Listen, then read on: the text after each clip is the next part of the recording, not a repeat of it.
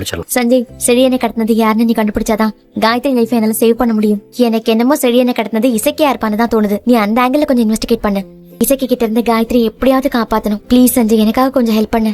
Sure Bhairavi, I'll take care. நீங்க எல்லாரும் சொல்றத வச்சு பாக்கும்போது கூட எனக்கு எசைக்கு மேல சந்தேகமா இருக்கு. கொஞ்சம் டைம் கொடு. சரி, என்ன கடத்தினவன கண்டிப்பா முன்னாடி கொண்டு. தேங்க்ஸ் சஞ்சய். சரி பைரவி. என்ன பைரவி, யார்கிட்ட போன் பேசிட்டு இருந்த? சஞ்சய். சஞ்சய் கிட்டயா? அவன் எதுக்கு உனக்கு போன் பண்றான்? அவன் ஒண்ணும் எனக்கு பண்ணல, நான் தான் அவனுக்கு போன் பண்ணேன். நீ எதுக்கு அவனுக்கு போன் பண்ணி பேசுற? எல்லாம் காயத்ரி கேஸ் விஷயமா பேசதான். சஞ்சய் எல்லாம் ஒரு ஆளு, அவனை போய் நீ இப்படி நம்பிட்டு இருக்க.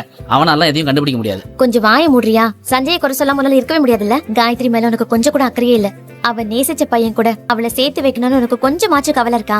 செழியனை யார் கடத்தினான்னு கண்டுபிடிக்க ஓ சைட்ல இருந்து இப்ப வரைக்கும் ஏதாவது ஒரு முயற்சி எடுத்திருக்கியா? செழியனை யார் கடத்தினாங்கன்னு நம்ம கண்டுபிடிக்கணும் தான். அதுக்கும் எசைக்கும் என்ன சம்பந்தம்? செழியனை கடத்தினது வேற யாரோ, நீ ஆனா எசைக்கிய சந்தேகப்படுற. அவன்லாம் ஒன்னும் செழியனை கடத்திருக்க மாட்டான். செழியன் காணாம போனதும் எசைக்கு தான் காயத்ரியை கல்யாணம் பண்ணிக்கிறதுக்கு சம்மதிச்சான். சொல்ல போனா அந்த நேரத்துல காயத்ரிக்கு எசைக்கு நல்லதுதான் பண்ணிருக்கு. முட்டாள் மாதிரி பேசாத.